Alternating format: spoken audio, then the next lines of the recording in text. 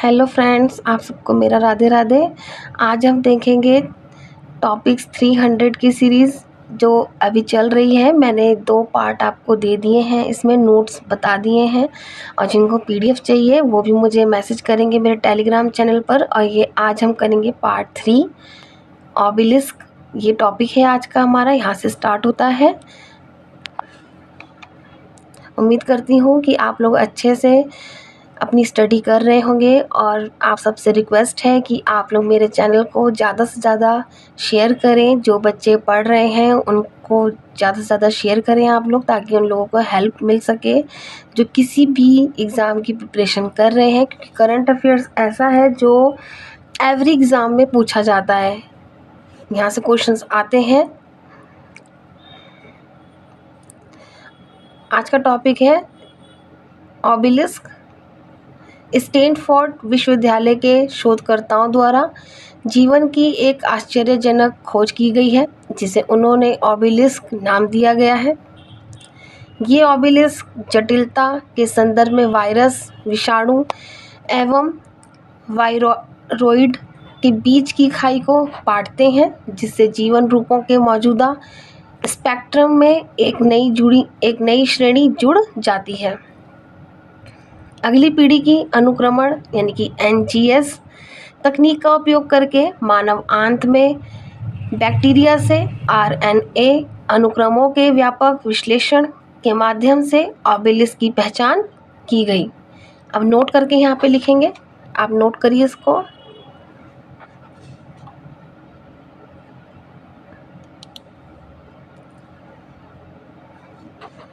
NGS एक deoxyribo nucleic acid अनुक्रमण तकनीक है जो DNA के कई छोटे टुकड़ों के अनुक्रम को निर्धारित करने के लिए समानांतर अनुक्रमण का उपयोग करती है। इसका उपयोग संपूर्ण जीनोम या DNA अथवा RNA के लक्षित क्षेत्रों में न्यूक्लियोटाइड के क्रम को निर्धारित करने के लिए किया जाता है।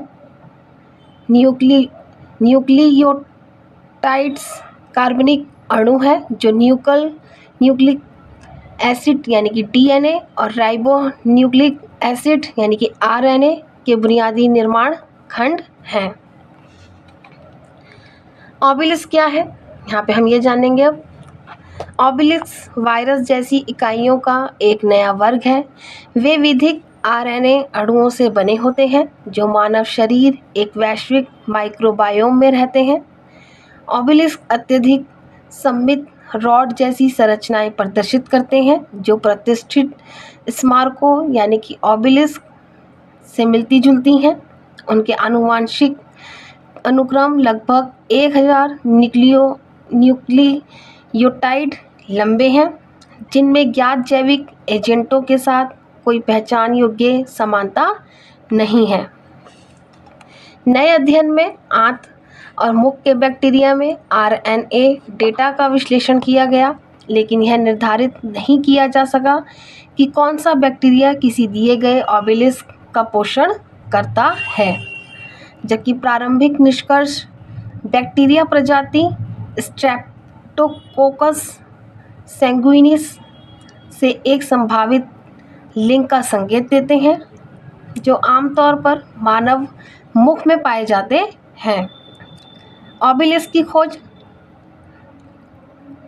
उनके जीनोम प्रतिलिपिकरण, संचरण, रोगजन्यता, विकास और मानव स्वास्थ्य एवं रोग में संभावित भूमिकाओं के बारे में सवाल उठाती हैं।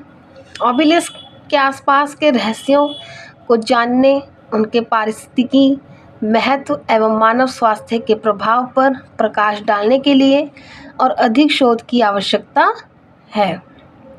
नेक्स्ट टॉपिक है हमारा, यहाँ पर आपका ये टॉपिक फिनिश होता है। नेक्स्ट हमारा नॉर्डिक बाल्टिक सहयोग। रायसीना डायलॉग 2024 में 8 नॉर्डिक बाल्टिक देशों यानी कि NB8 ने नॉर्डिक बाल्टिक सहयोग के प्रतिनिधियों के रूप में एक साथ भाग लिया। नॉर्डिक बाल्टिक सहयोग क्या है, यहाँ पर हम इसको जानेंगे। नॉर्डिक बाल्टिक सहयोग वर्ष 1992 में स्थापित एक अनौपचारिक क्षेत्रीय सहयोग गठन है जो 5 Nordic, Finland, Sweden, Norway, Denmark और आइसलैंड तथा 3 बाल्टिक देशों एस्टोनिया, लातविया और थियुआनिया को एक साथ लाता है। यहाँ पे आप 5 नॉर्डिक और 3 बाल्टिक देशों के नाम याद करेंगे।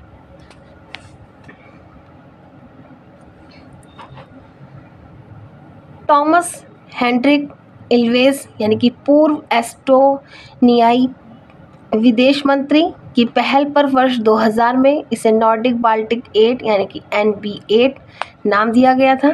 स्वीडन के पास वर्ष 2024 में NB8 की अध्यक्षता है। मुख्य रिपोर्ट NB8 सहयोग पर मुख्य दस्तावेजों में से एक NB8 वाइज मैन रिपोर्ट है जिसे बकारवस गैड रिपोर्ट के रूप में भी जाना जाता है, जो 8 देशों के बीच सहयोग को बढ़ावा देने के लिए ठोस दिशा निर्देश प्रदान करता है। NB8 एवं भारत, नॉर्डिक बाल्टिक देशों तथा भारत के बीच सहयोग नवाचार, हरित परिवर्तन, समुद्री मामले, स्वास्थ्य, बौद्धिक संपदा अधिकार, प्रौद्योगिकी, अंतरिक्ष एवं पर्यटन सहित विभिन्न क्षेत्रों तक विस्तृत है।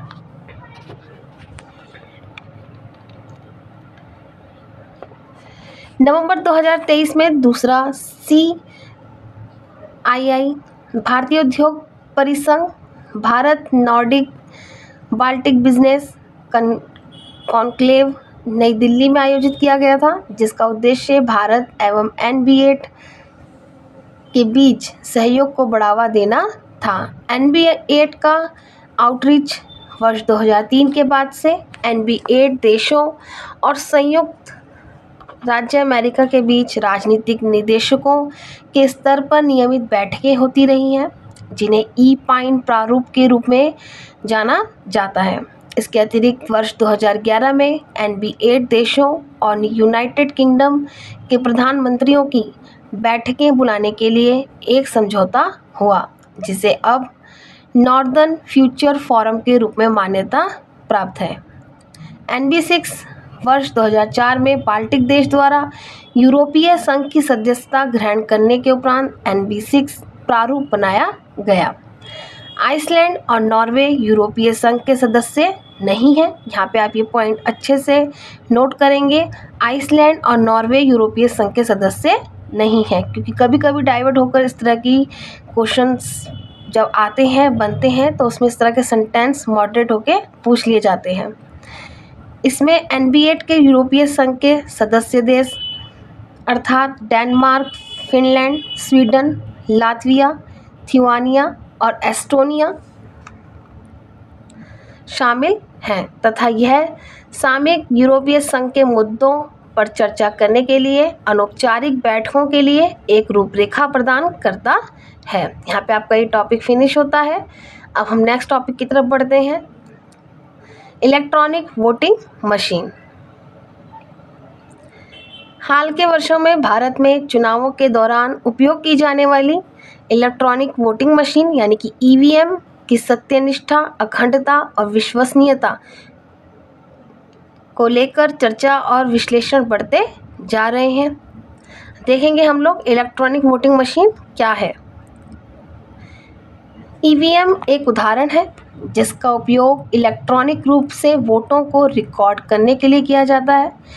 इनका प्रयोग पहली बार वर्ष 1982 में केरल के परवूर विधानसभा क्षेत्र में किया गया था। वर्ष 1998 के बाद से निर्वाचन आयोग ने मतपेटियों के बदले EVM के उपयोग को गति दी है।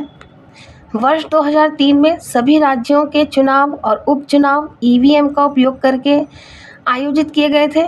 इससे उत्साहित होकर वर्ष 2004 में आयोग ने लोकसभा चुनावों में केवल EVM का उपयोग करने का ऐतिहासिक निर्णय लिया। इसका विकास देखेंगे हम। इसे 2 सार्वजनिक क्षेत्र के उपक्रमों में भारत इलेक्ट्रॉनिक्स लिमिटेड बेंगलोर रक्षा मंत्रालय के तहत और electronic corporation of India limited Hyderabad परमाणु ऊर्जा विभाग के तहत के सहयोग से निर्वाचन आयोग की तकनीकी विशेषज्ञ समिति द्वारा तैयार तथा डिज़ाइन किया गया है। इसकी कार्यक्षमता जानेंगे। इसके दो भाग हैं, एक नियंत्रण इकाई और एक केबल द्वारा जुड़ी मतपत्र इकाई। कंट्रोल यूनिट नियंत्रण इकाई मतदान अधिकारी के अधीन होती है, जबकि बैलेटिंग यूनिट मतपत्र इकाई मतदान केंद्र में होती है। मतदान को अपनी पसंद के उम्मीदवार तथा प्रतीक के सामने बैलेट यूनिट पर नीला बटन दबाना होता है और वोट दर्ज हो जाता है। इसकी क्वालिटीज़ देखेंगे यहाँ पर हम लोग। ईसीआई द्वारा प्रयोग की जा रही एक ईवीएम अधिकतम 2000 वोट रिकॉर्ड कर सकती है। उन्हें बिजली की आवश्यकता नहीं होती है। साथ ही वह एक साधारण बैटरी से संचालित होते हैं, जिसे भारत इलेक्ट्रॉनिक्स लिमिटेड अथवा electronics corporation of India limited द्वारा असेंबल किया जाता है। ईवीएम में प्रयोग की जाने वाली माइक्रोचिप एक बार उपयोग की जाने वाली प्रोग्राम योग्य मास्क्ड चिप है, जिसे ना तो पढ़ा जा सकता है और ना ही ओवरराइट किया जा सकता है। इसके अतिरिक्त ईवीएम स्टैंड अलोन मशीनें हैं और साथ ही इन मशीनों में किसी ऑपरेटिंग सिस्टम का उपयोग नहीं किया जाता है। इसके लाभ देखेंगे हम। प्रॉफिट, परिशुद्धता, ईवीएम पोस्टल बैलेट यानी कि कागजी मतपत्रों के साथ प्राय देखी जाने वाली अमान्य वोटों की घटना को समाप्त करती है, जिससे मतदाता की पसंद का अधिक सटीक प्रतिबिंब सुनिश्चित होती है और साथ ही शिकायतों एवं कानूनी विवादों में भी कमी आती है। इसकी दक्षता देखेंगे हम यहाँ पर। ईवीएम मतदान प्रक्रिया को सुव्यवस्थित करती है, जिससे यह तेज और अधिक कुशल हो जाती है। वे मैन्युअल गिनती की आवश्यकता को समाप्त करते हैं, जिससे चुनाव परिणाम घोषित करने में लगने वाला समय कम हो जाता है। पारदर्शिता, ईवीएम पर डाले गए वोटों का स्पष्ट और सत्यापन योग्य रिकॉर्ड प्रदान करके चुनावी प्रक्रिया में पारदर्शिता बढ़ाते हैं। वीवीपीएटी जैसी सुविधाओं के साथ मतदाता यह सत्यापित कर सकते हैं कि उनका वोट सही दर्ज किया गया है। इसकी लागत और प्रभावशीलता जानेंगे। ईवीएम कागज, मुद्रण, परिवहन तथा भंडार के मामले में लागत बचत प्रदान करते हैं, क्योंकि वे प्रत्येक चुनाव चक्र के लिए लाखों मुद्रित मतपत्रों की आवश्यकता को समाप्त करते हैं। इसकी चिंताएं देखेंगे हम। पारदर्शिता की कमी, कुछ आलोचकों का तर्क है कि ईवीएम की आंतरिक कार्यप्रणाली पर्याप्त रूप से पारदर्शी नहीं है, जिससे मतदान प्रक्रिया की सटीकता और निष्पक्षता पर संदेह पैदा होता है। इसकी विश्वसनीयता देखेंगे। ईवीएम की विश्वसनीयता पर प्रश्न उठाए गए हैं, जिसमें तकनीकी खराबी या त्रुटियों की संभावना भी शामिल है, जो चुनाव के नतीजे को प्रभावित कर सकती है। विश्वास के मुद्दे जानेंगे। सुरक्षा उपायों के बावजूद कुछ राजनीतिक दलों और मतदाताओं के बीच ईवीएम की विश्वसनीयता तथा प्रामाणिकता को लेकर अभी भी विश्वास की कमी है, जिसके कारण अतिरिक्त सुरक्षा उपायों या वैकल्पिक मतदान विधियों की मांग उठ रही है। वीवीपीएटी क्या है, इसके बारे में जानेंगे हम। मतदाता सत्यापित paper audit trail electronic voting machine से संबंधित एक स्वतंत्र सत्यापन प्रिंटर मशीन है, जो मतदाताओं को यह सत्यापित करने की अनुमति देती है कि उनका वोट उचित तरीके से दर्ज किया गया है। इसे 2013 में नागालैंड के नोकसेन विधानसभा क्षेत्र के उपचुनाव में पेश किया गया था। वर्ष 2019 के लोकसभा चुनाव में सभी सीटों पर वीवीपीएटी का इस्तेमाल किया गया। इसकी कार्यक्षमता, वीवीपीएटी मशीन ईवीएम पर बटन को क्लिक करके बाद लगभग 7 सेकंड हेतु मतदान द्वारा चुनी गई पार्टी के नाम एवं प्रतीक के साथ पर्ची मुद्रित करती है। इसके बाद मुद्रित पर्ची अपने आप कटकर वीवीपीएटी के सीलबंद ड्रॉप बॉक्स में गिर जाती है। वीवीपीएटी मशीनों तक केवल मतदान अधिकारी की पहुंच होती है। संबंधित सर्वोच्च न्यायालय का निर्णय सुब्रमण्यम स्वामी बनाम ईसीआई 2013 मामले में सर्वोच्च न्यायालय ने ईवीएम के माध्यम से होने वाले निर्वाचन में वीवीपीएटी मशीनों के नियोजन की आवश्यकता पर जोर दिया।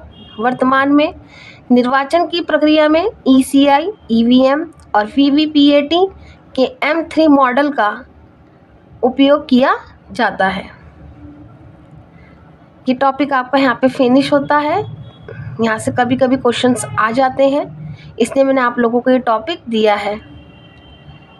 अब नेक्स्ट है, आरबीआई ने पेटीएम पेमेंट्स बैंक पर लगाया प्रतिबंध। ये काफ़ी चर्चा में रहा था, आप लोगों ने इसको न्यूज़पेपर में भी पढ़ा होगा। अब हम इसको डिटेल में देखेंगे। हाल ही में भारतीय रिजर्व बैंक आरबीआई ने पेटीएम पेमेंट्स बैंक लिमिटेड पर सख्त प्रतिबंध लगाए हैं। यह कदम एक ऑडिट रिपोर्ट द्वारा बैंक के भीतर लगातार गैर अनुपालन और पर्यवेक्षी चिंताओं को उजागर करने के बाद उठाया गया है। पेमेंट बैंक क्या है, इसके बारे में जानेंगे। पेमेंट बैंक वर्ष 2014 में भारतीय रिजर्व बैंक द्वारा शुरू किए गए एक विशेष प्रकार के बैंक हैं। इन्हें बैंकिंग सुविधाओं से वंचित और कम बैंकिंग सेवाओं वाली आबादी को बुनियादी बैंकिंग सेवाएं प्रदान करके वित्तीय समावेशन को बढ़ावा देने के लिए अभिकल्पित किया गया है। इन्हें छोटे व्यवसायों और कम आय वाले परिवारों के लिए वित्तीय सेवाओं की जांच हेतु भारतीय रिजर्व बैंक द्वारा गठित नचिकेत मोर समिति की सिफारिशों के आधार पर स्थापित किया गया था।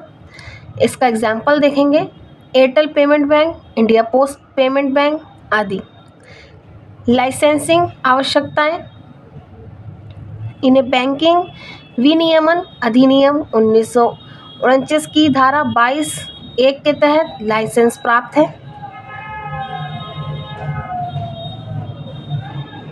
ये भारतीय रिजर्व बैंक की विभेदित बैंक लाइसेंस श्रेणी के अंतर्गत आते हैं, क्योंकि वे वाणिज्यिक बैंकों द्वारा प्रदान की जाने वाली सेवाओं की पूरी श्रृंखला की पेशकश करने से प्रतिबंधित है।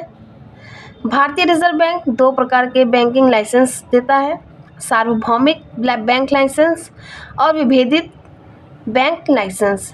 अगर कभी इस तरह से ऑप्शंस आए तो आप लोगों को ये दो नाम अच्छे से याद रखने हैं, सार्वभौमिक बैंक लाइसेंस और विभेदित बैंक लाइसेंस। इसकी क्वालिटीज़ देखेंगे।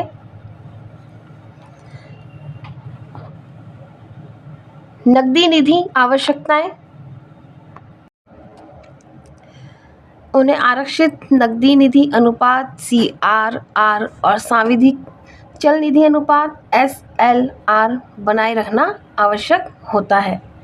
1 वर्ष तक की परिपक्वता के साथ सांविधिक चल निधि अनुपात अर्हत जी प्रतिभूतियों T बिलों में इसकी मांग निक्षेप शेष राशि का न्यूनतम 75% होता है। आरक्षित नकदी निधि अनुपात संबंधी आवश्यकताओं को बनाए रखने के अलावा अन्य अनुसूचित वाणिज्यिक बैंकों में चालू और सावधि जमा अधिकतम 25% होना चाहिए। न्यूनतम चुकता इक्विटी पूंजी 100 करोड़ रुपए तक तय की गई है।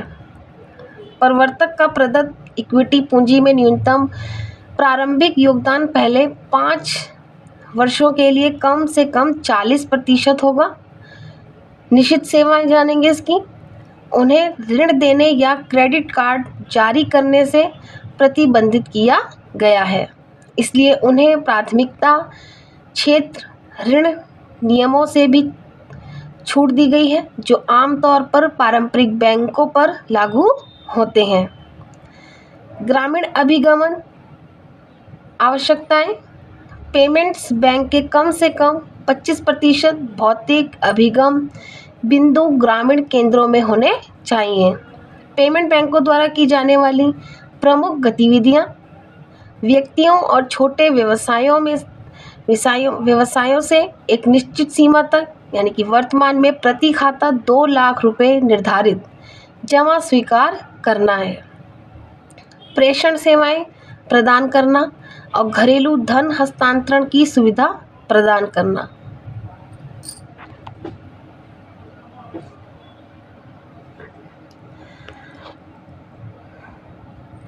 एटीएम, डेबिट कार्ड, प्रीपेड भुगतान उपाय और अन्य इलेक्ट्रॉनिक भुगतान विधियां प्रस्तुत करना, ऑनलाइन निधि अंतरण और बिल भुगतान सहित इंटरनेट बैंकिंग सेवाएं प्रदान करना।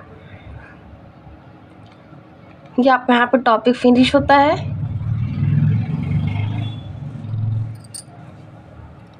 अब हम नेक्स्ट टॉपिक देखेंगे, APAAR, one nation one student ID card.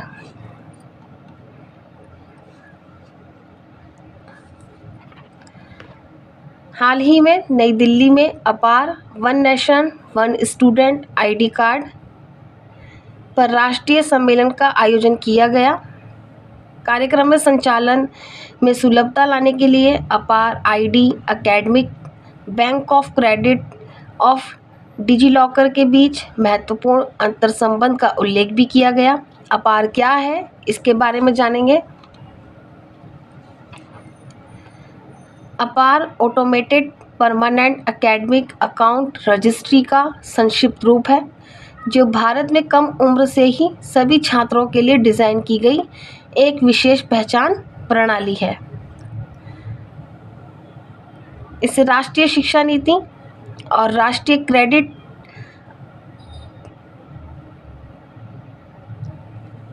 और योग्यता फ्रेमवर्क के अनुसार पेश किया गया है। अपार आईडी के लिए पंजीकरण स्वैच्छिक है, ना कि अनिवार्य। इसका उद्देश्य देखेंगे।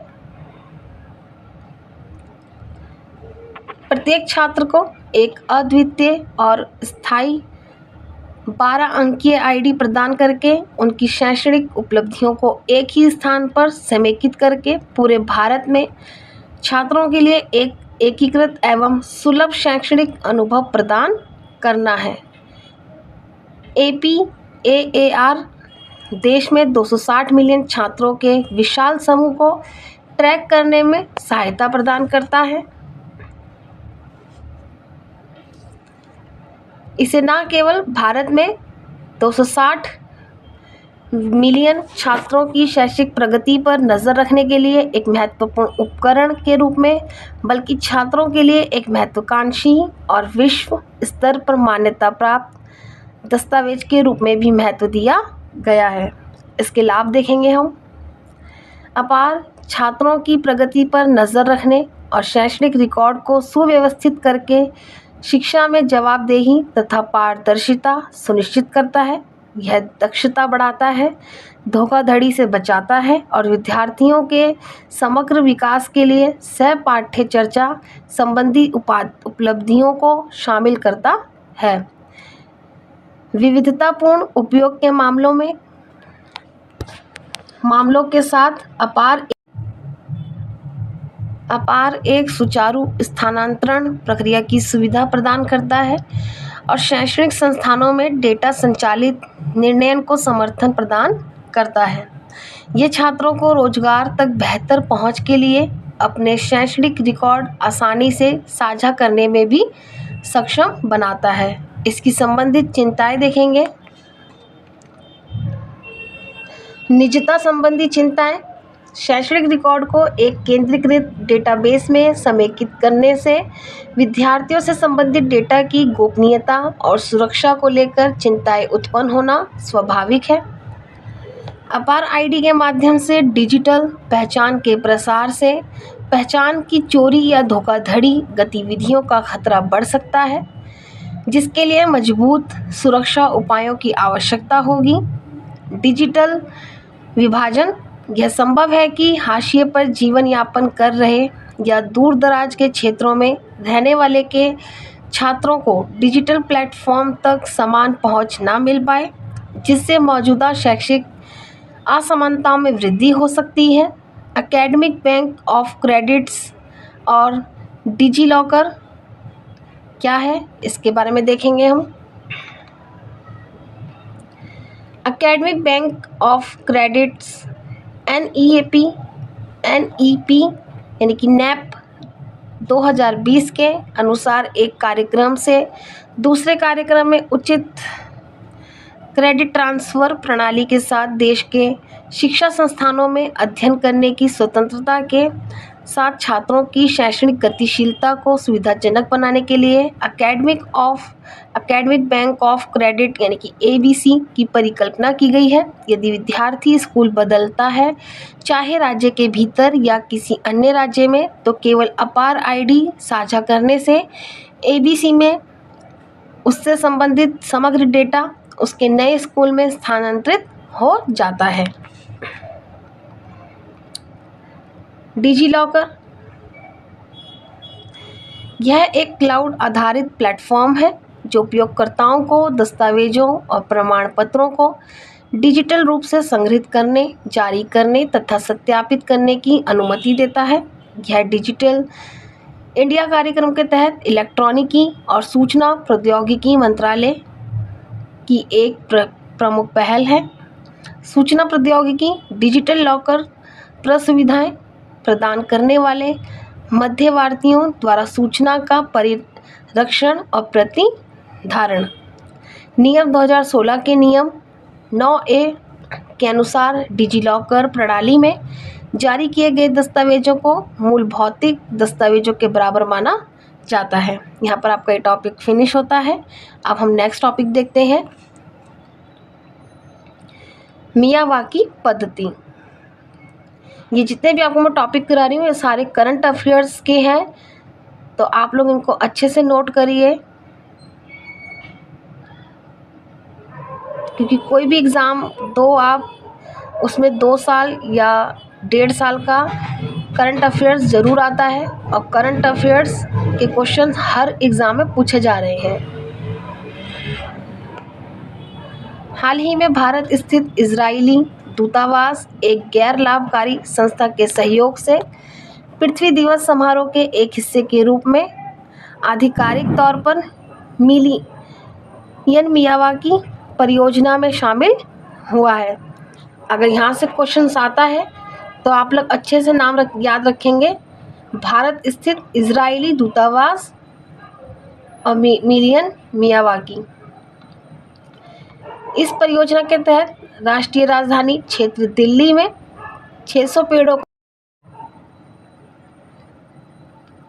पेड़ों का वृक्षारोपण मियावाकी पद्धति से करके 10 लाख पेड़ लगाने का प्रयास किया गया है। इसमें 30 विभिन्न स्थानीय प्रजातियां जैसे अंजन, आंवला, बेल, अर्जुन तथा गुंज आदि शामिल हैं। यहाँ पर आप ये पेड़ों के जितने भी प्रजातियां हैं आप इनको नाम याद रखेंगे। मियावाकी पद्धति के प्रणेता जापानी वनस्पति वैज्ञानिक अकीरा मियावाकी है। इस पद्धति में प्रत्येक वर्ग मीटर के भीतर 2 से 4 अलग अलग प्रकार के स्थानीय वृक्ष लगाना शामिल है। यह विधि 3 वर्षों के भीतर आत्मनिर्भर वृक्षों की पूर्ण परिपक्वता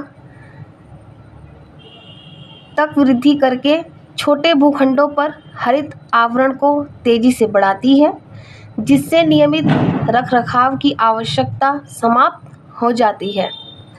स्थानिक वृक्षों का सघन आवरण उस क्षेत्र के धूल कणों को अवशोषित करने में महत्वपूर्ण भूमिका निभाता है जहां उद्यान स्थापित किया गया है। पौधे सतह के तापमान को नियंत्रित करने में भी मदद करते हैं।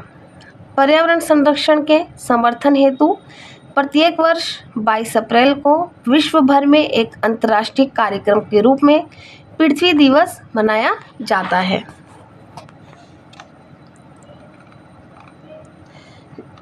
अब नेक्स्ट टॉपिक देखेंगे हम लोग, चिपको आंदोलन के 50 वर्ष।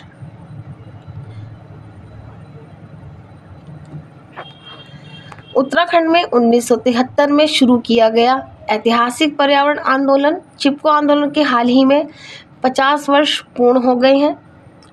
चिपको आंदोलन क्या था, यहाँ पर हम अच्छे से जानेंगे इसको। यह आंदोलन 1970 के दशक में उत्तर प्रदेश के, उस समय उत्तर प्रदेश था, उत्तर प्रदेश के चमोली जिले यानी कि अब उत्तराखंड में शुरू हुआ, जब यह क्षेत्र बाहरी ठेकेदारों की व्यावसायिक गतिविधियों के कारण बड़े पैमाने पर वनों की कटाई का सामना कर रहा था। इसकी शुरुआत तब हुई जब रैनी और मंडल के हिमालयी गांवों की महिलाएं जंगलों की वाणिज्यिक लकड़हारे से बचाने के लिए पास के जंगलों में पेड़ों से चिपक गईं। इसका परिचय, इस आंदोलन का नाम चिपको वृक्षों के आलिंगन के कारण पड़ा, क्योंकि आंदोलन के दौरान ग्रामीणों द्वारा पेड़ों को गले लगाया गया तथा वृक्षों को कटने से बचाने के लिए उनके चारों ओर मानवीय घेरा बनाया गया। आज के टाइम में होगा ऐसा कहीं, क्योंकि लोग तो पेड़ काट रहे हैं, जिसकी वजह से पूरा क्लाइमेट ही चेंज हो गया है।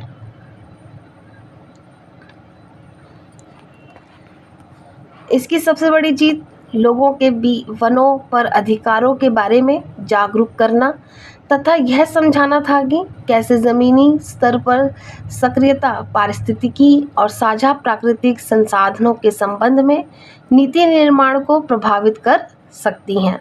इसने वर्ष 1981 में 30 डिग्री ढलान से ऊपर और 1000 MSL यानी कि माध्य समुद्र तल से ऊपर के वृक्षों की व्यावसायिक कटाई पर प्रतिबंध को प्रोत्साहित किया।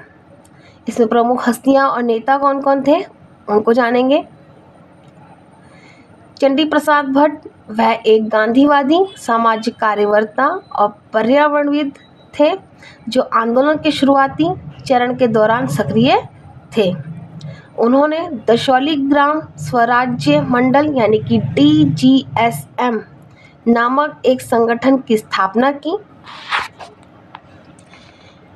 इसने आंदोलन को आकार देने और निरंतर वनों की कटाई के विरुद्ध ग्रामीणों को एकजुट करने में महत्वपूर्ण भूमिका निभाई। सुंदरलाल बहुगुणा, वे अहिंसा और समाजवाद के गांधीवादी दर्शन से प्रेरित थे। उन्होंने स्थानीय समुदायों को संगठित करने और वनों के महत्व के बारे में जागरूकता प्रसार करने में महत्वपूर्ण भूमिका निभाई। उनके प्रयास लोगों को संगठित करने में सहायक थे। गौरा देवी, वह एक ग्रामीण महिला थी जो प्रतिरोध का प्रतीक बन गई। उन्होंने रेनी गांव में महिलाओं के एक समूह का नेतृत्व किया जिन्होंने लकड़हारों का सामना किया और पेड़ों को शारीरिक रूप से गले लगाया, जिससे पेड़ों की कटाई को प्रभावी रूप से रोका जा सका। इसके साथ ही चिपको मुख्य रूप से महिलाओं के नेतृत्व वाला आंदोलन बन गया। इससे देश के अन्य हिस्सों की महिलाओं को भी प्रेरणा मिली। आंदोलन के पीछे का दर्शन देखते हैं। गांधीवादी दर्शन के अहिंसा और प्रकृति के साथ सद्भावना या सद्भाव में रहना, स्थानीय समुदायों को सशक्त बनाना और उनके प्राकृतिक संसाधनों के संबंध में निर्णय लेने की प्रक्रियाओं में उन्हें आवाज़ देना। इसका उद्देश्य भारी ठेकेदारों की शोषणकारी प्रथाओं को चुनौती देना और वन प्रबंधन के लिए अधिक समावेशी एवं भागीदारी दृष्टिकोण को बढ़ावा देना था। प्रभाव देखेंगे। इसने भारत के विभिन्न हिस्सों में इसी तरह के आंदोलन जैसे कि नर्मदा बचाओ आंदोलन, अपीको आंदोलन यानी कि कर्नाटक और साइलेंट वैली मूवमेंट को प्रेरित किया। अंतर्राष्ट्रीय स्तर पर चिपको आंदोलन पर्यावरण विनाश के रूप के विरुद्ध प्रतिरोध का प्रतीक बन गया। इस आंदोलन ने भारत में नीतिगत बदलावों को भी प्रभावित किया, जिससे अवैध वनों की कटाई और स्वदेशी समुदाय के अधिकारों के विरुद्ध सख्त नियम एवं कानून बने। इसे वनों के संरक्षण हेतु महिलाओं की सामूहिक लामबंदी के लिए अधिक याद किया जाता है, जिन्होंने सामाजिक स्थिति के विगत दृष्टिकोण में परिवर्तन लाया। वर्ष 2024 में चिपको आंदोलन की प्रासंगिकता यह आंदोलन पर्यावरणीय चुनौतियों से निपटने के दौरान प्रेरणा का स्रोत और सामूहिक कार्रवाई के सामर्थ्य की याद दिलाता है। सततता, सामुदायिक भागीदारी और अहिंसक प्रतिरोध के इसके सिद्धांत जलवायु परिवर्तन के विरुद्ध संघर्ष तथा हमारे पारिस्थितिकी तंत्र की सुरक्षा में प्रासंगिक बने हुए हैं। यह जमीनी स्तर के कार्यों, महिलाओं की भागीदारी और योजना के स्थानीय समुदायों को शामिल करने के लिए एक प्रेरणा के रूप में भी कार्य करता है। यहाँ पे हम कुछ आंदोलन है देखेंगे नोट करके। बिश्नोई आंदोलन 1700 में राजस्थान में खेजूली मनवर क्षेत्र अमृता देवी ने किया था। लोग वृक्षों की कटाई को रोकने के लिए उनसे लिपट जाते थे। चिपको आंदोलन में 1973 में हुआ, उत्तराखंड में सुंदरलाल बहुगुणा जी थे। इसका मुख्य उद्देश्य हिमालय की ढलानों पर वृक्षों को टिहरी बांध परियोजना के ठेकेदारों से बचाना था। साइलेंट वैली आंदोलन 1978 में साइलेंट वैली केरल में हुआ था। केरल शास्त्र साहित्य परिषद साइलेंट वैली पनविद्युत परियोजना के विरुद्ध एक आंदोलन है। नवंबर 1983 में साइलेंट वैली पनविद्युत परियोजना को रद्द कर दिया गया था। वर्ष 1985 में प्रधानमंत्री राजीव गांधी ने साइलेंट वैली राष्ट्रीय उद्यान का उद्घाटन किया। अपीको आंदोलन देखेंगे 1982 झारखंड के सिंहभूम जिले में करीपूजा नदी में के पास हुआ था। आदिवासियों के द्वारा प्राकृतिक वन के स्थान पर सागौन के बागान लगाने की सरकारी योजना के विरुद्ध किया गया था। सेव आर्य मूवमेंट 2019 में मुंबई में आर्य राष्ट्रीय उद्यान, मेधा पाटकर, अरुंधति रॉय और विभिन्न गैर सरकारी संगठन शामिल थे। मुंबई मेट्रो लिमिटेड यानी कि MMRLC परियोजना के लिए आर्य कॉलोनी में पेड़ों की कटाई के विरुद्ध किया गया था। सेव देहिंग पटकाई नवंबर 2019 में देहिंग पटकाई वन्य जीव अभयारण्य असम में हुआ। रोहित चौधरी, आदिल हुसैन, रणदीप हुड्डा और जोई यादव पायेंग ये शामिल थे। देहिंग पटकाई अभयारण्य में खनन की अनुमति देने के राष्ट्रीय वन्य जीव बोर्ड यानी कि NBWL के फैसले के विरुद्ध एक आंदोलन हुआ। सेव सुंदरवन वर्ष 2019 से 20 सुंदरवन यानी कि पश्चिम बंगाल में ऑल असम स्टूडेंट्स यूनियन तथा ऑल असम मटक यूथ स्टूडेंट्स यूनियन द्वारा मई 2020 में चक्रवात अम्फान के बाद सुंदरवन मैंग्रोव वन के खतरों के बारे में जागरूकता बढ़ाने के लिए एक अभियान चला। यहाँ पे आपका ये टॉपिक फिनिश होता है। अब हम नेक्स्ट टॉपिक देखेंगे। ये आप लोगों का इन्वायरमेंट से जुड़ा हुआ है। Great Indian bustard. Great Indian bustard Rajasthan का राज्य पक्षी है, जिसे भारत की सबसे गंभीर रूप से संकटग्रस्त पक्षी प्रजाति माना जाता है। इसे घास भूमि की प्रमुख पक्षी प्रजाति माना जाता है, जो घास भूमि पारिस्थितिकी के स्वास्थ्य को परिलक्षित करती है। इसकी अधिकांश आबादी मुख्यतः राजस्थान और गुजरात राज्य तक सीमित है। इनकी छोटी आबादी महाराष्ट्र, कर्नाटक और आंध्र प्रदेश राज्यों में भी पाई जाती है। सुरक्षा की स्थिति अंतर्राष्ट्रीय प्रकृति संरक्षण संघ यानी कि IUCN की रेड लिस्ट में शामिल है। ये गंभीर रूप से संकटग्रस्त श्रेणी में आता है। वन्य जीवों और वनस्पतियों की लुप्तप्राय प्रजातियों के अंतर्राष्ट्रीय व्यापार पर कन्वेंशन साइट्स जिसको बोलेंगे, इसकी परिशिष्ट साइट्स 1 प्रवासी प्रजातियों के संरक्षण पर कन्वेंशन यानी कि CMS परिशिष्ट 1 में है। ये भी वन्य जीव संरक्षण अधिनियम 1972 अनुसूची 1 के अंतर्गत आता है। वैधता यानी कि संवेदनशीलता, बिजली पारेषण लाइनों के साथ टकराव एवं विद्युत आघात शिकार पाकिस्तान में अभी भी प्रचलित है। व्यापक कृषि विस्तार के परिणाम स्वरूप पर्यावरण हानि एवं परिवर्तन आदि के कारण यह पक्षी प्रजाति लगातार खतरे का सामना कर रही है। उल्लेखनीय है कि ग्रेट इंडियन बस्टर्ड धीमी गति से आबादी बढ़ाने वाली प्रजाति है, जहां वे एक समय में कुछ ही अंडे उत्पन्न करते हैं और लगभग 1 वर्ष तक माता पिता द्वारा चूजों की देखभाल की जाती है। चूजों को परिपक्वता प्राप्त करने में लगभग 3 से 4 वर्षों का समय लगता है। भारत की चिंताएं।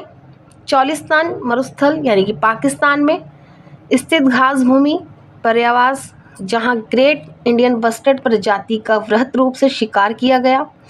राजस्थान के डेजर्ट नेशनल पार्क DNP पर्यावरण के ही समान है, जहां इस प्रजाति की अंतिम शेष बची जंगली आबादी पाई जाती है। DNP जैसलमेर एवं बाड़मेर शहरों के पास अवस्थित है, जो विशाल थार मरुस्थल का एक भाग है। ग्रेट इंडियन बस्टर्ड के पर्यावरण की रक्षा के लिए इसे वर्ष 1981 में राष्ट्रीय उद्यान घोषित किया गया था, चूँकि राजस्थान पाकिस्तान के सिंध और पंजाब प्रांतों के साथ अंतर्राष्ट्रीय सीमा साझा करता है। ये पक्षी वहाँ के शिकारियों के लिए आसान शिकार बन जाते हैं।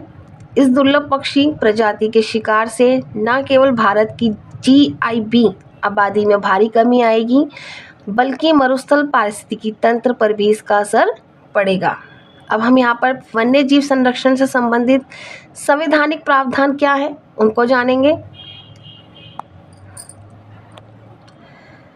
भारतीय संविधान के अनुच्छेद 48A में उपबंध किया गया है कि राज्य देश के पर्यावरण के संरक्षण एवं संवर्धन का और वन तथा वन्य जीवों की रक्षा करने का प्रयास करेगा। अनुच्छेद 51A के खंड G में कहा गया है कि भारत के प्रत्येक नागरिक का यह कर्तव्य होगा कि प्राकृतिक पर्यावरण की, जिसके अंतर्गत वन, झील, नदी और वन्य जीव शामिल हैं, रक्षा करें और उसका संवर्धन करें तथा प्राणी मात्र के प्रति दया भाव रखें। संविधान का अनुच्छेद 21 यद्यपि व्यक्तियों के प्राण और दैहिक स्वतंत्रता के संरक्षण से संबंधित है, लेकिन भारत के सर्वोच्च न्यायालय ने प्राण या जीवन शब्द की विस्तारित परिभाषा देते हुए मानव जीवन के लिए आवश्यक सभी जीवन रूपों, जिसमें जंतु जीवन भी शामिल है, उसको अनुच्छेद 21 के दायरे में शामिल माना है। यहाँ पे आपका ग्रेट इंडियन बस्टर्ड वाला चैप्टर का टॉपिक फिनिश होता है। अब हम नेक्स्ट टॉपिक देखेंगे NBFC यानी कि गैर बैंकिंग वित्तीय कंपनी।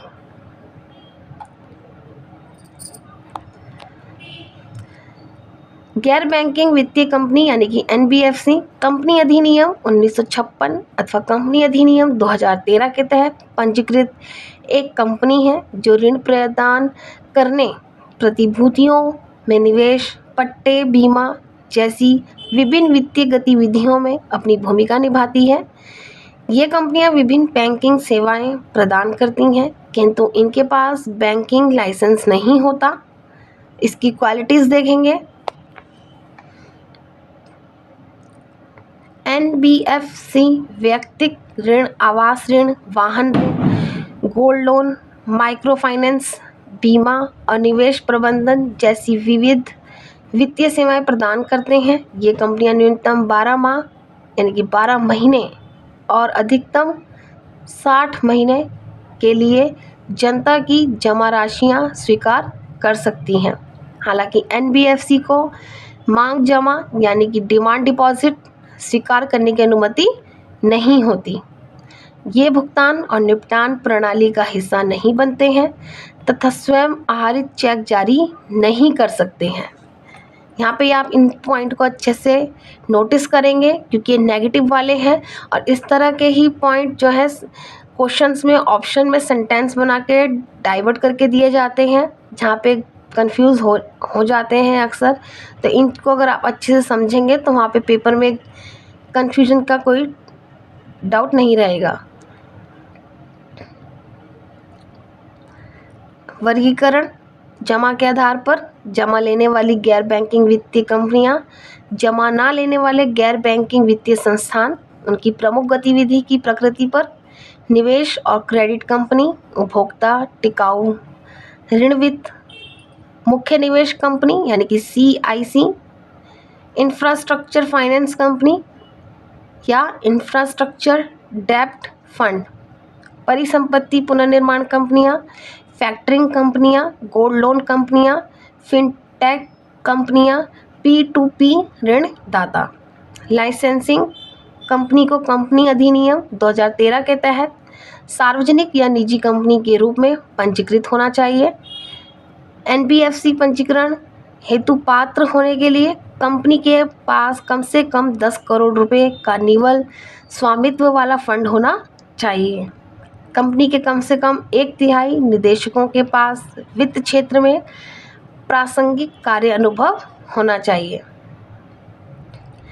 कंपनी का अपने डेटा, अपने क्रेडिट इतिहास और वित्तीय विश्वसनीयता के साथ संबंध में credit information bureau India limited के साथ अच्छा ट्रैक रिकॉर्ड होना चाहिए। कंपनी को पूंजी अनुपालन और विदेशी मुद्रा प्रबंधन अधिनियम कानूनों के तहत निर्धारित सभी नियमों, मानदंडों और दिशा निर्देशों का पालन करना होगा। विनियमन RBI अधिनियम 1934 के तहत रिजर्व बैंक को इन NBFC को पंजीकृत करने, नीति निर्धारित करने, निर्देश जारी करने, निरीक्षण, विनियमन, पर्यवेक्षण और निगरानी करने की शक्तियां प्राप्त हैं। यह बहिष्करण 50-50 परीक्षण का उपयोग करके यानी कि 50-50 परीक्षण का उपयोग करके निर्धारित किया जाता है। रिजर्व बैंक ने अक्टूबर 2021 में स्केल आधारित विनियमन पेश किया यानी कि SBR पेश किया, जिसमें NBFC को base layer, middle layer, upper layer और टॉप लेयर में वर्गीकृत किया गया। यह रूपरेखा उनकी संपत्ति के आकार और स्कोरिंग मानदंडों के आधार पर ऊपरी स्तर में NBFC की पहचान करने की पद्धति की रूपरेखा तैयार करती है। प्रमुख व्यवसाय का 50-50 मानदंड क्या है, इसको हम अच्छे से जानेंगे। यहाँ पर RBI किसी कंपनी के मुख्य व्यवसाय को वित्तीय प्रकृति का मानता है यदि उसकी कुल संपत्ति और सकल आय का 50% से अधिक वित्तीय गतिविधियों से आता है। यह परिभाषा सुनिश्चित करती है कि केवल वित्तीय संचालन में शामिल कंपनियां ही NBFC के रूप में पंजीकृत हैं और RBI की नियामक निगरानी के अंतर्गत आती हैं। मुख्य रूप से गैर वित्तीय गतिविधियों में लगी कंपनियां, भले ही वे कुछ वित्तीय व्यवसाय भी करती हों, RBI द्वारा विनियमित नहीं है। वित्तीय व्यवसाय में किसी कंपनी की भागीदारी निर्धारित करने के लिए इस मूल्यांकन को आमतौर पर 50-50 मानदंड के रूप में जाना जाता है। यहाँ पे नोट करेंगे आप लोग। डिमांड डिपॉजिट से तात्पर्य बैंकों या वित्तीय संस्थानों में जमा की गई धनराशि से है, जिसे खाता धारक बिना किसी पूर्व सूचना के मांग पर निकाल सकता है। वे दिन प्रतिदिन के लेन देन के लिए अत्यधिक तरल और सुलभ है, जिससे वे उन व्यक्तियों तथा व्यवसायों के लिए पसंदीदा विकल्प बन जाते हैं जिन्हें अपने फंड तक लगातार पहुंच की आवश्यकता होती है। NBFC में मुख्य रूप से संलग्न संस्थान निम्नलिखित गतिविधियों में शामिल नहीं है। ये आप यहाँ पे ध्यान से देखेंगे जो शामिल नहीं है। कृषि औद्योगिक गतिविधियाँ, वस्तुओं की खरीद या बिक्री यानी कि प्रतिभूतियों के अलावा सेवाएं उपलब्ध कराना, अचल संपत्ति का व्यापार करना। बैंकों और NBFC के बीच अंतर, जबकि बैंक ग्राहकों से डिमांड डिपॉजिट स्वीकार कर सकते हैं, NBFC को ऐसा करने की अनुमति नहीं है। बैंकों के विपरीत NBFC भुगतान और निपटान प्रणाली का हिस्सा नहीं है। NBFC स्वयं आहरित चेक जारी नहीं कर सकते, जबकि बैंक इसके लिए अधिकृत हैं। जमा बीमा और क्रेडिट गारंटी, निगम द्वारा प्रदान की जाने वाली जमा बीमा सुविधा बैंक जमाकर्ताओं के विपरीत एनबीएफसी जमाकर्ताओं के लिए उपलब्ध नहीं है। और आप लोगों का ये टॉपिक फिनिश होता है। अब हम नेक्स्ट टॉपिक देखेंगे एफआईआर तथा सामान्य डायरी। देखते हैं इसको, ये चर्चा में क्यों रहा। भारत के सर्वोच्च न्यायालय ने शैलेश कुमार बनाम यूपी राज्य यानी कि अब उत्तराखंड राज्य वर्ष 2024 मामले में पुलिस द्वारा प्रथम सूचना रिपोर्ट तथा सामान्य डायरी रोजनामचा प्रविष्टियों के पंजीकरण के संबंध में कानूनी स्थिति स्पष्ट की है। सर्वोच्च न्यायालय ने माना है कि संज्ञेय अपराध का खुलासा करने वाली जानकारी को पुलिस अधिनियम 1861 के तहत पुलिस द्वारा रखी गई सामान्य डायरी में दर्ज करने के बजाय निर्दिष्ट एफआईआर बुक में एफआईआर के रूप में दर्ज किया जाना चाहिए। न्यायालय ने इस बात पर जोर दिया कि सामान्य डायरी प्रविष्टि एफआईआर के पंजीकरण से पहले नहीं हो सकती जब तक कि प्रारंभिक जांच आवश्यक ना समझी जाए। एफआईआर क्या होती है, यहाँ पे हम जानेंगे इसको। प्रथम सूचना रिपोर्ट होती है एफआईआर यानी कि फर्स्ट इंफॉर्मेशन रिपोर्ट एक लिखित दस्तावेज है जिसे पुलिस द्वारा तब तैयार किया जाता है जब उन्हें किसी संज्ञेय अपराध के घटित होने के बारे में सूचना प्राप्त होती है। संज्ञेय अपराध वह होता है जिसमें पुलिस बिना वारंट के किसी व्यक्ति को गिरफ्तार कर सकती है। एफआईआर शब्द को भारतीय दंड संहिता यानी कि आईपीसी आपराधिक प्रक्रिया सहित 1973 अथवा किसी अन्य कानून में परिभाषित नहीं किया गया है, किंतु पुलिस नियमों में सीआरपीसी यानी कि आपराधिक प्रक्रिया संहिता की धारा 154 के तहत दर्ज की गई जानकारी को प्रथम सूचना रिपोर्ट एफआईआर के रूप में जाना जाता है। साथ ही इस बात पर भी जोर दिया जाता है कि आपराधिक प्रक्रिया संहिता यानी कि सीआरपीसी की धारा 154 के तहत संज्ञेय अपराध के लिए एफआईआर दर्ज करना अनिवार्य है। एफआईआर दर्ज करने के अपवादित नियम ललिता कुमारी बनाम उत्तर प्रदेश सरकार और अन्य 2014 में सर्वोच्च न्यायालय ने निर्णय किया कि सीआरपीसी की धारा 154 के तहत संज्ञेय अपराधों के लिए एफआईआर दर्ज करना अनिवार्य है। इसके अतिरिक्त कुछ निम्नलिखित मामलों में एफआईआर दर्ज करने से पूर्व प्रारंभिक जांच आवश्यक हो सकती है। इसके पॉइंट देखेंगे हम लोग।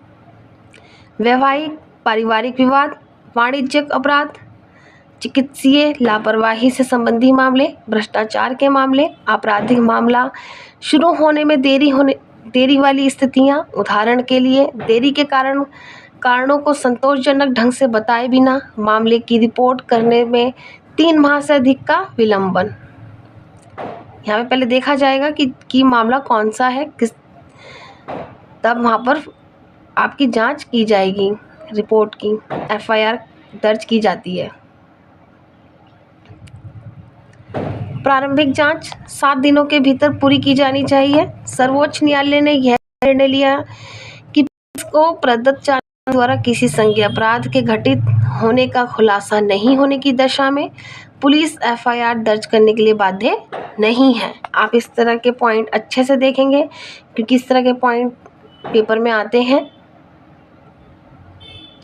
ऐसे मामलों में पुलिस सामान्य डायरी दैनिक में जानकारी दर्ज कर सकती है और तदनुसार इत्तिला देने वाले को सूचित कर सकती है। सामान्य डायरी क्या है, इसको हम यहाँ पर जानेंगे। सामान्य डायरी दैनिक किसी पुलिस स्टेशन में दैनिक आधार पर घटित होने वाले सभी क्रियाकलापों और घटनाओं का रिकॉर्ड है। पुलिस अधिनियम 1861 की धारा 44 राज्य सरकार को सामान्य डायरी के स्वरूप और उसके रखरखाव की विधि को निर्धारित करने का अधिकार देती है। सामान्य डायरी में निम्नलिखित विभिन्न विवरण शामिल होते हैं। ये पॉइंट आप नोट करिए यहाँ पर अच्छे से। पुलिस अधिकारियों का आगमन एवं प्रस्थान, व्यक्तियों की गिरफ्तारी, संपत्ति की जब्ती, शिकायतों की प्राप्ति एवं समाधान, कोई अन्य जानकारी जिसे पुलिस स्टेशन का प्रभारी अधिकारी दर्ज करना आवश्यक समझे। सर्वोच्च न्यायालय के निर्णय। सीबीआई बनाम तपन कुमार सिंह 2003 मामले में सर्वोच्च न्यायालय ने निर्णय सुनाया कि एक सामान्य डायरी प्रविष्टि को एक उपयुक्त मामले में एफआईआर के रूप में माना जा सकता है जहां यह एक संज्ञेय अपराध के कृत्य का खुलासा करता है। यहाँ पे हम नोट करके लिखेंगे, नोट करेंगे आप लोग इसको। केस डायरी एक विशिष्ट मामले के लिए जांच अधिकारी द्वारा रखी जाती है, जबकि सामान्य डायरी एक पुलिस स्टेशन के अधिकार क्षेत्र के भीतर सभी कानूनी घटनाओं को दर्ज करती है। यहाँ पे आपका एफआईआर टॉपिक खत्म होता है। अब हम नेक्स्ट टॉपिक देखेंगे, वैकोम सत्याग्रह के 100 वर्ष। भारत द्वारा वैकोम सत्याग्रह की शताब्दी मनाई गई, जो भारत के इतिहास में एक महत्वपूर्ण आंदोलन था जिसने अस्पृश्यता एवं जातीय उत्पीड़न को चुनौती दी थी। वैकोम सत्याग्रह क्या था, इसको जानेंगे। वैकोम सत्याग्रह एक अहिंसक आंदोलन था जो एक सदी पहले केरल के त्रावणकोर रियासत के वैकोम में 30 मार्च 1924 से 23 नवंबर 1925 तक चला। यह आंदोलन अस्पृश्यता और जातिगत भेदभाव की गहरी प्रथाओं के विरुद्ध एक जबरदस्त विरोध के रूप में खड़ा हुआ, जिसने लंबे समय से भारतीय समाज को त्रस्त कर रखा था। यह आंदोलन उत्पीड़ित वर्ग के लोगों, विशेषकर एझावाओं के वैकोम महादेव मंदिर के आसपास की सड़कों पर चलने वाले प्रतिबंध के कारण शुरू हुआ था। मंदिर के मार्ग खोलने हेतु त्रावणकोर की महारानी रीजेंट के अधिकारियों के साथ बातचीत करने के प्रयास किए गए। यह भारत में पहला मंदिर प्रवेश आंदोलन था। मतलब ये पहला भारत का ऐसा आंदोलन था जो मंदिर प्रवेश के लिए किया गया, जिसने पूरे भारत देश में इसी तरह के आंदोलनों के लिए मंच तैयार किया। इसका उदय राष्ट्रवादी आंदोलन के साथ हुआ और इसका उद्देश्य राजनीतिक आकांक्षाओं के साथ साथ सामाजिक सुधार में वृद्धि करना था। इसमें प्रमुख व्यक्ति कौन कौन थे? इसका नेतृत्व एझावा नेता टी.के. माधवन, के.पी. केशव मेनन और के. कैलपन जैसे दूरदर्शी नेताओं ने किया था। पेरियार अथवा थंथई पेरियार के नाम से सम्मानित इरोड वेंकटप्पा रामासामी ने स्वयं सेवकों को संगठित कर भाषण के माध्यम से उनका उत्साहवर्धन किया। उन्हें कारावास की सजा दी गई। उन्होंने वैकोम वीर की उपाधि धारण की।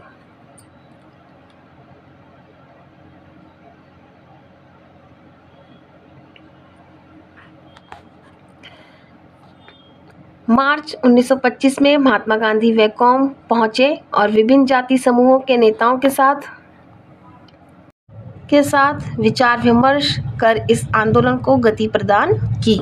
रणनीतियां और पहल देखेंगे हम यहाँ पर।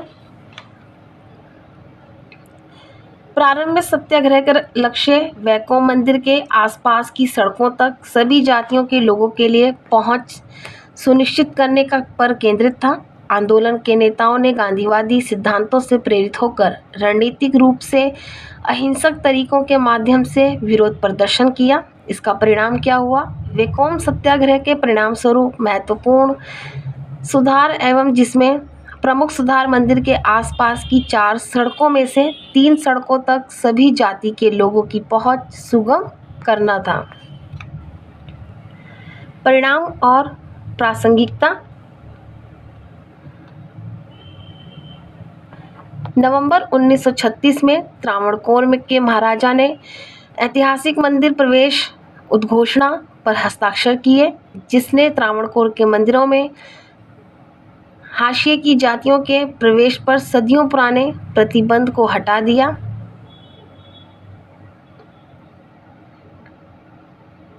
वैकोम सत्याग्रह ने दृष्टिकोणों में विघटन उत्पन्न कर दिया। कुछ लोगों ने इसे हिंदू सुधारवादी आंदोलन के रूप में देखा, जबकि कुछ ने इसे जाति आधारित अत्याचारों के विरुद्ध लड़ाई के रूप में देखा।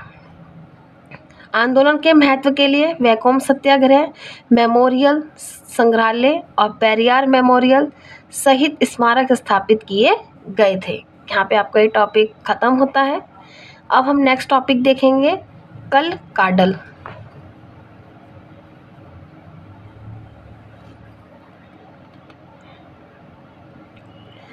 कल काडल नाम की ऊंची समुद्री लहरों के कारण केरल के कई तटीय इलाकों के सैकड़ों घरों में पानी भर गया था।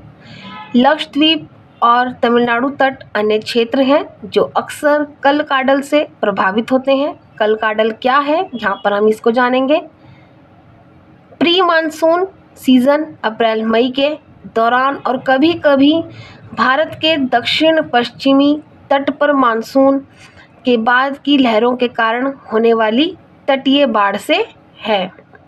स्थानीय मछुआरों द्वारा इस्तेमाल किया जाने वाला शब्द कलकाडल दो मलयालम शब्दों से मिलकर बना है, जिनमें कल्लन और काडल शामिल है। कल्लन का अर्थ है चोर और काडल का अर्थ है समुद्र, अर्थात इसका अर्थ है समुद्र का चोर। इसके कारण जानेंगे हम। यह समुद्र की तेज लहरों से बनी होती हैं जो तूफान या लंबे समय तक चलने वाली तीव्र तूफानी हवाओं, जैसे कि आमतौर पर हिंद महासागर के दक्षिणी भाग में से उत्पन्न होती हैं। ये तूफान पवन ऊर्जा को जल में स्थानांतरित करते हैं, जिसके परिणाम स्वरूप अत्यधिक ऊंची लहरें बनती हैं। ये लहरें तूफान केंद्र से तटरेखा तक पहुंचने तक काफ़ी दूरी तय कर सकती हैं।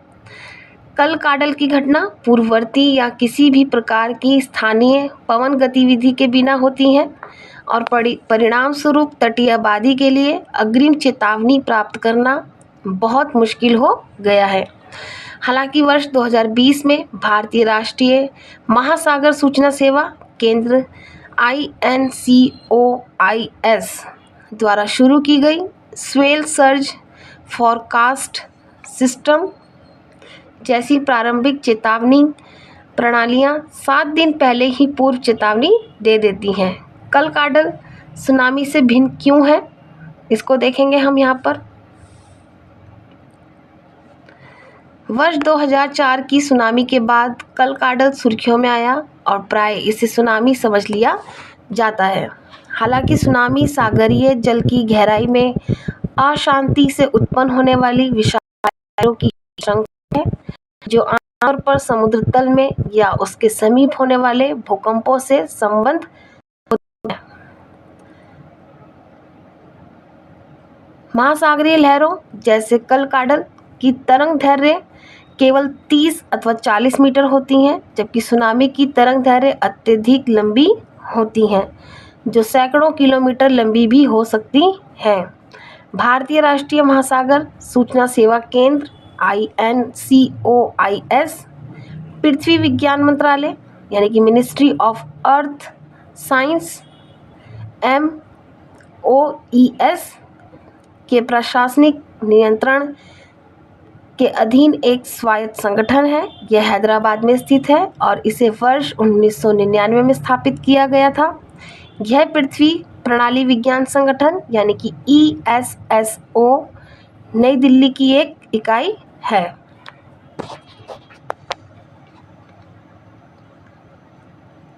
इसका कार्य व्यवस्थित और केंद्रित अनुसंधान का प्रयोग करते हुए निरंतर समुद्री अवलोकन तथा निरंतर सुधार के माध्यम से समाज, उद्योग, सरकारी अभिकरणों एवं वैज्ञानिक समुदाय को सर्वोत्तम संभव समुद्री जानकारी व सलाहकार सेवाएं प्रदान करना है। यहाँ पे आपका ये टॉपिक भी फिनिश होता है। हम नेक्स्ट टॉपिक देखेंगे, negative leap second. Current affairs के बहुत सारे टॉपिक हैं, इसलिए मैं आप लोगों को सब एग्ज़ाम से पहले ही कराऊंगी, इसलिए ये वीडियो थोड़े बड़े होंगे। तो आप लोग इनको डेली देखिए और डेली इनको शेयर करिए। Negative leap second. एक हालिया अध्ययन से पता चलता है कि जलवायु परिवर्तन के कारण ग्रीनलैंड और अंटार्कटिका में ग्लेशियर तथा हिम परत तेजी से पिघल रही है, जिससे पूरे ग्रह पर दबाव का पुनर्वितरण हो रहा है एवं पृथ्वी का अपनी धुरी पर घूमना थोड़ा धीमा हो गया है। यहाँ पर आप अच्छे से इसको देखेंगे। पृथ्वी कुछ दशकों से सामान्य से थोड़ी तेजी से घूम रही है। टाइम कीपरों ने पृथ्वी की घूर्णन गति में इस वृद्धि को समायोजित करने के लिए विश्व भर की घड़ियों में एक अतिरिक्त लीप सेकंड जोड़ा है। उन्होंने 1970 के दशक से ऐसा 27 बार किया है। इस लीप सेकंड को वर्ष 2026 में पहली बार हटाने की योजना थी। इस परिवर्तन को उन्होंने नेगेटिव लीप सेकंड कहा।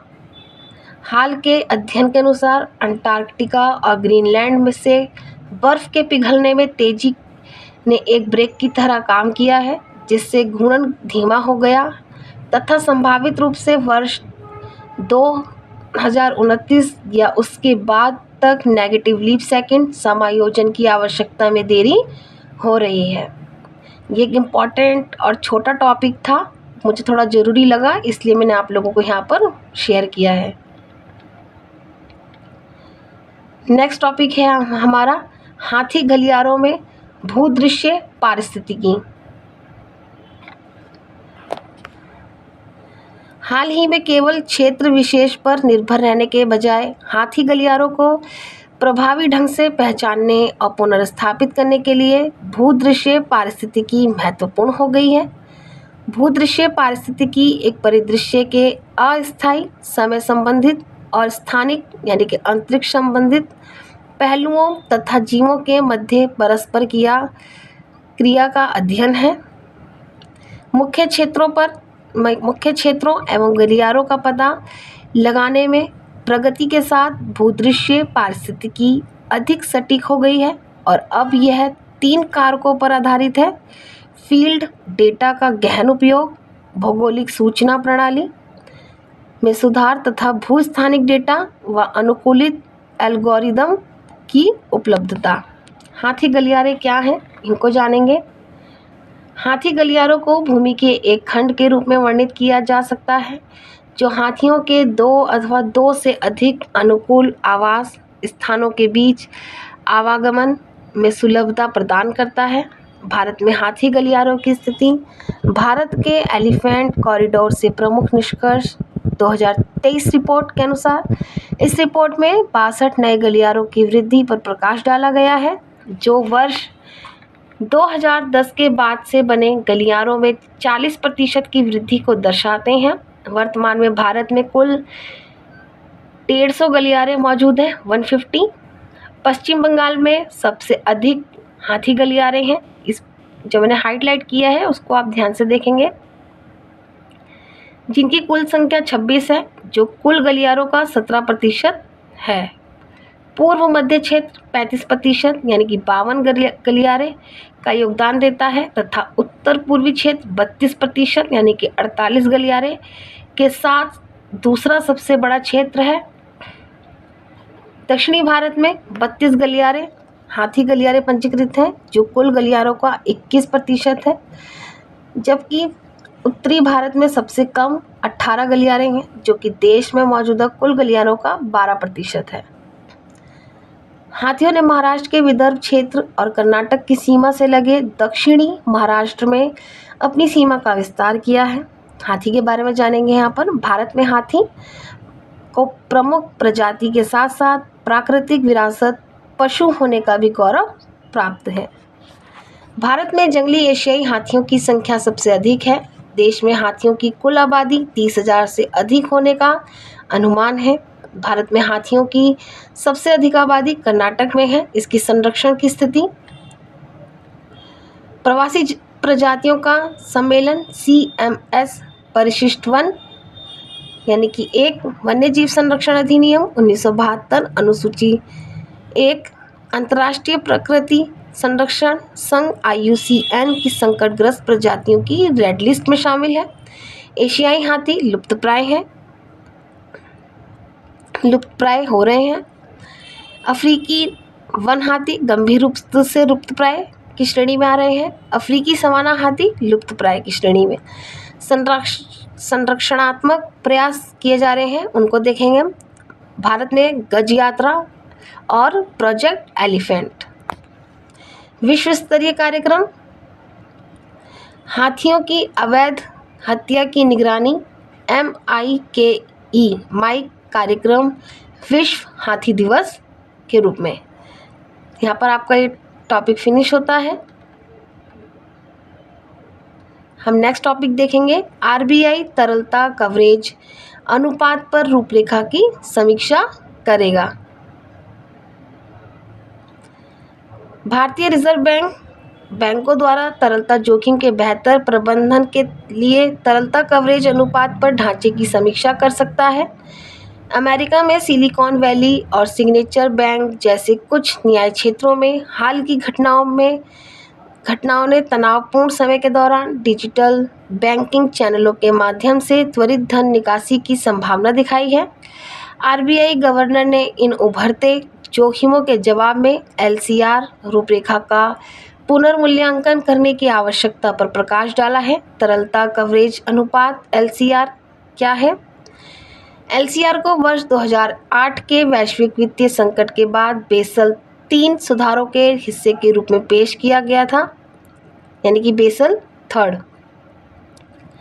LCR एक अनुपात है जो वित्तीय संस्थानों के पास मौजूद उच्च गुणवत्ता वाली तरल संपत्ति के अनुपात को मापता है।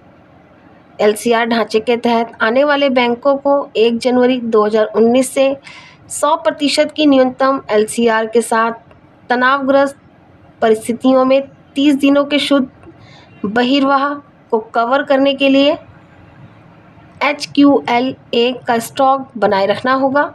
HQLA तरल परिसंपत्तियां हैं जिन्हें तत्काल बेचा जा सकता है अथवा इसे मूल्य में कमी किए बिना या बिना किसी हानि के नकदी में परिवर्तित भी किया जा सकता है। HQLA का उपयोग उधार लेने के प्रयोजनों के लिए संपार्श्विक के रूप में भी किया जा सकता है। HQLA में नकदी, अल्पकालिक बॉन्ड तथा अन्य नकदी समक्ष एक साथ ही अतिरिक्त वैधानिक तरलता अनुपात, सीमांत स्थायी सुविधा परिसंपत्तियां तथा तरलता कवरेज अनुपात के लिए तरलता प्राप्त करने की सुविधा शामिल है। LCR एक निवारक उपाय है जो वित्तीय संकट के दौरान बैंक के लिए लाभदायक हो सकता है। इसकी सीमाएं, LCR के कारण बैंक अधिक नकदी रख सकते हैं और कम ऋण जारी कर सकते हैं, जिससे संभावित रूप से आर्थिक विकास धीमा हो सकता है।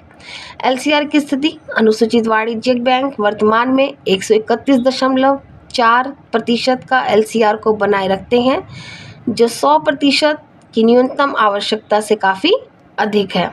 LCR बराबर उच्च गुणवत्ता वाली तरल संपत्ति राशि या कुल शुद्ध नकदी प्रवाह राशि। ये टॉपिक आपका यहाँ पे सब फिनिश होता है। बाकी के टॉपिक्स हम कल करेंगे। आप ज़्यादा से ज़्यादा इसको शेयर करें, ये बहुत इम्पॉर्टेंट टॉपिक हैं। जितने भी मैं आप लोगों को करंट अफेयर्स के में करा रही हूँ, आप लोग इनको शेयर करें ज़्यादा से ज़्यादा।